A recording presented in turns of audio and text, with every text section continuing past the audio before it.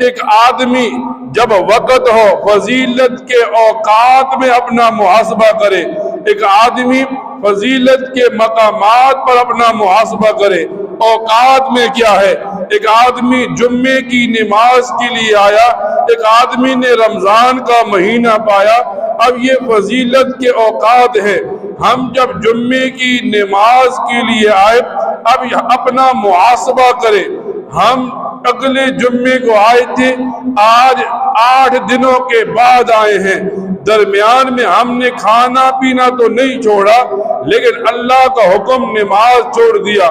اپنے گریبان میں جا کے ہم نے اپنے جسم کو روٹی تک پانی تک پہنچاتے رہے، لیکن اللہ کے حکم کو توڑتے رہے۔ پھر جب ہم آئے فضیلت کے اوقات میں، ہم نے جمعہ کے دن کیا کیا؟ ہم ایک مسلمان جمعے میں آیا تو کیا کرتا ہے؟ صرف 2 فرضوں پر اکتفا کرتا ہے، اور پھر 2 فرضوں کے بعد اپنی نماز بھی تباہ کرتا ہے، مسجد کے نمازیوں کی نماز بھی تباہ کرتا ہے۔ اب ہم سوچیں، ہم نے یہ وقت جو اللہ تعالیٰ نے دیا، اللہ تعالیٰ نے یہ وقت دے کر ہمارے لیے نجات کا راستہ کھولا، اور ہم نے اس وقت سے کیسا فائدہ لیا؟ فرمایا فضیلت کے جگہوں پر ہم اپنا محاسبہ کریں۔ ایک آدمی مسجد میں آتا ہے، مسجد فضیلت کی جگہ ہے، مسلمان کو بتایا گیا، ایک آدمی مسجد میں آتا ہے، فرمایا یہ جنت کے ٹکڑے ہیں جہاں آدمی آ کر اللہ کے ساتھ لو لگاتا ہے۔ ہم کیا کرتے ہیں؟ ہمارا مسلمان جب مسجد میں آتا ہے، اب شریعت بتاتی ہے مسجد میں آیا نوافل پڑھ، مسجد میں آیا ہے قرآن کریم کی تلاوت کر، تسبیحات پڑھ، کچھ نہیں کرتا، کچھ نہیں آتا، مسجد میں آیا ہے خاموش رہ۔ یہ خاموش بیٹھنا بھی نماز کی فضیلت بنے گا، لیکن ہمارے معاشرے کا ناسور بن گیا۔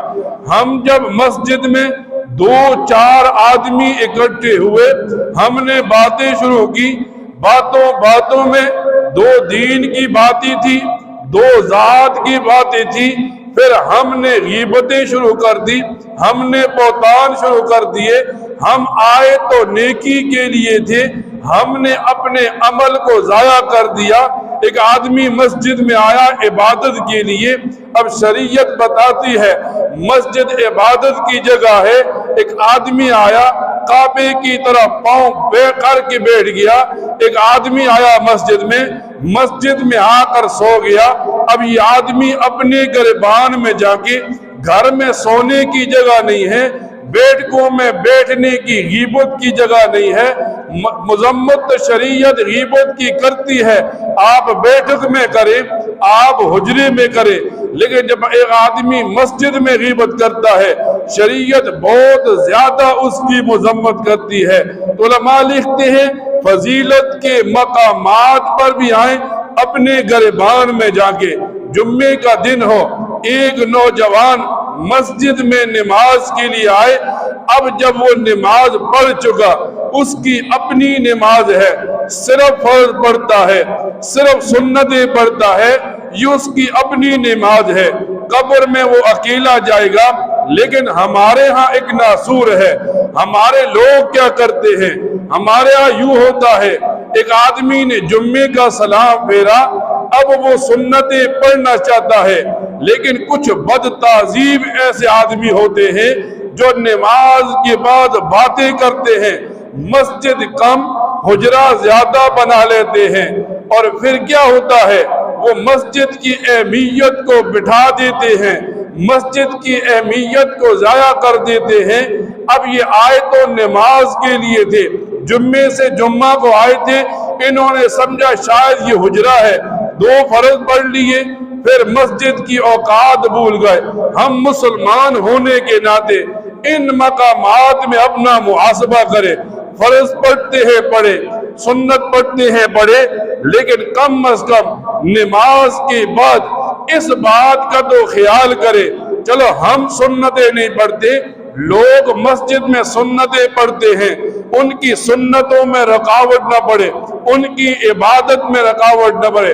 شریعت مطہرہ سلام کرنے والے کو بڑی فضیلت دیتی ہے، لیکن جب ایک آدمی مسجد میں آتا ہے شریعت روک دیتی ہے، لوگوں کی عبادت میں سلام سے خلل پڑے گا۔ اور ہم کیا کرتے ہیں؟ ہم صرف مسجد میں یاریاں پالنے کے لیے، دوستیاں بنانے کے لیے، اپنے آپ کو فن خوان ظاہر کرنے کے لیے جمعے کے دن آتے ہیں اور نماز کے بعد گپوں میں یوں لگ جاتے ہیں جیسے ہمیں پتہ ہی نہیں ہوتا ہم مسجد میں ہیں، حجرے میں ہیں، بیٹھک میں ہیں، گلی میں ہیں۔ تو اللہ تعالیٰ ایک مسلمان کو بتاتا ہے اپنا محاسبہ کرنا ہے، عمل سے پہلے بھی عمل کے بعد بھی۔ ہم نے جو یہ کام کیا اچھا کیا تب بھی ہم اپنے ذہن میں سوچیں، برا کیا تب بھی سوچیں۔